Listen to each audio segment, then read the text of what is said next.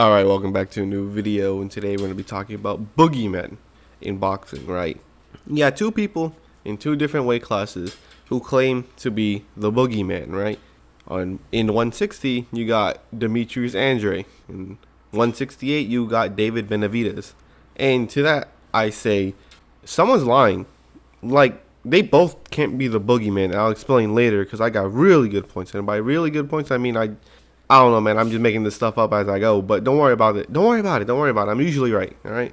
So who is Demetrius Andre? He's a 160 pounder who once held the WBO belt, but he vacated it to go up to 168 to try to fight for mandatory against Canelo, which then he in turn got injured and he couldn't fight. So yeah, this dude just taking L's after L's, man.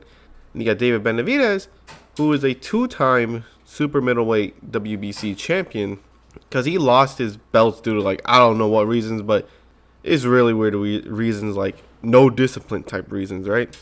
And he also claims to be the boogeyman, right? No one wants to fight him. He calls out Caleb Plant, Jamal Charlo, and Canelo, right? And none of them say, oh, I want to fight him next, right? Obviously, because I don't know why. But, you know, he calls them out and no one wants to fight him. Same thing with Boo Andre. He calls out people and no one wants to fight him. And to me, I don't think they're even close to being called the boogeyman, because they don't even look that good, especially Boo. Because, like, you watched his last fight. I mean, he did take out his opponent, don't get me wrong, but Quigley? Come on, man. You could have... I don't know, man. Like, Boo has a record of 31 wins, 19 KOs, and 0 losses. Very good.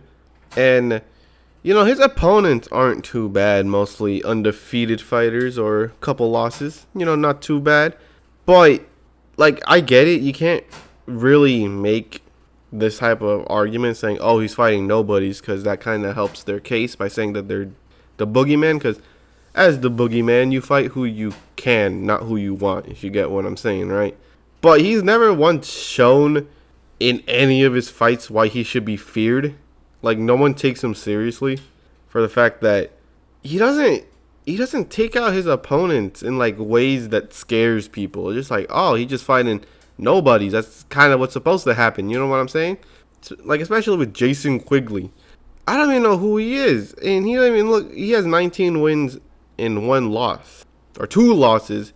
And 2 losses came from KO. He did win against Shane Mosley Jr., which is a very good fighter. Not really. I'm a liar. But you get the point, right? But his record ain't even that good either. So it's not like him losing was that big of a achievement, right? Oh, wow. He beat Jason Quigley. Such a good opponent. And he didn't even beat Quigley in a way that's like, oh my God, that dude's so scary. I don't want to mess with him. No, it was like, tell me again why he's trying to say that he's the boogeyman. I say he's a liar. You know what I'm saying? And then you got the other one, 168 pounds. And that is David Benavidez, who his record is 26 wins and 23 KOs. Very good record. Only 3 fights that did not end in KO.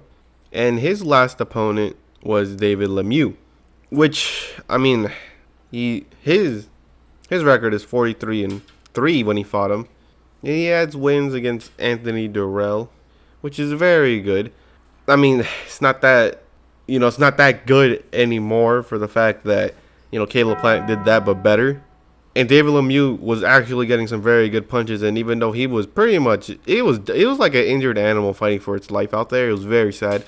But he still landed too many clean shots for my liking. He landed so many clean shots on Benavidez. And if anyone with any significant power fought him, Benavidez would lose like 100%. And he's the one calling himself the boogeyman too, because he calls out Jamal Charlo, which first of all is a weight class below, so I don't know what you're trying to do, bullying him or something. Caleb Plant, which, I mean, seeing Caleb Plant's recent performance, hey, I think it's time for that fight, right? And Canelo, because he is pretty sure mandatory now for Canelo. And but Canelo is taking a 1-year break, right? But the weird thing is, David Benavidez has announced, or not announced, but it's all but confirmed that he's fighting the former IBF super middleweight champion. No, not that former IBF middleweight champion. This one. I don't even know who he is. He's a nobody. But the thing is, that's not the weird part. You know, Boo Boo Andre, who I was talking about before. You know, I said he recently moved up to 168 but couldn't fight because of an injury.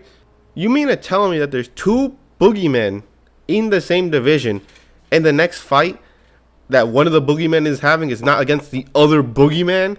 What the hell kind of logic is that? How are they both in the same division and they both say, "Nah, I don't want to fight him"? The hell kind of thing is that? That'd be like the easiest fight to make. Both of them thinking that thinking that everyone's ducking them, fight each other. Why aren't you guys fighting each other? That's literally just doesn't make any sense. Like, what are you doing? Who do I think would win that fight? It's Benavidez, to be honest.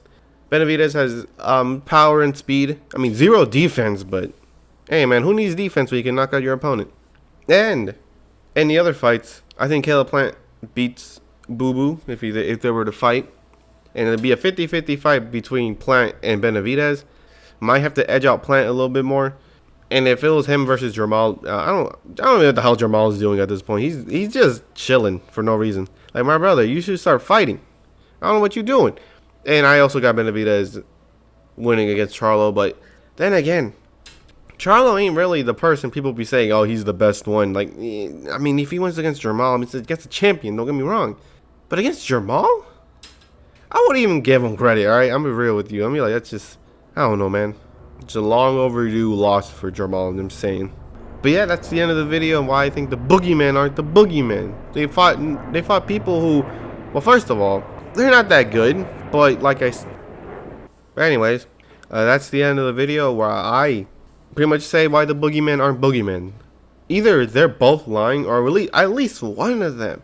At least one of them. There's no reason why there's two boogeymen in the same division and they both not fighting each other. That's so dumb. But yeah, it's just like they're fighting nobodies, which, like I said, doesn't really help the case of saying that they're not. Because as the boogeyman, it's kind of how you're supposed to fight. But they never beaten those people in a way that's like, damn, this dude means business. Like, no. Especially Benavidez did kind of beat him very, very convincingly. But at the same time, it's like, why are you getting hit with so many shots from a weakened fighter? And there were clean ones too. I'm like, bro, why are you getting hit so much against the injured fighter? What are you doing? It's like, that's not helping your case and trying to be like the boogeyman, man. Especially when his next fight, like I said, is all but confirmed, is against the former IBF middleweight world champion, Jose Uzcategui. My bad for butchering his name, but he's fighting him next. All but confirmed.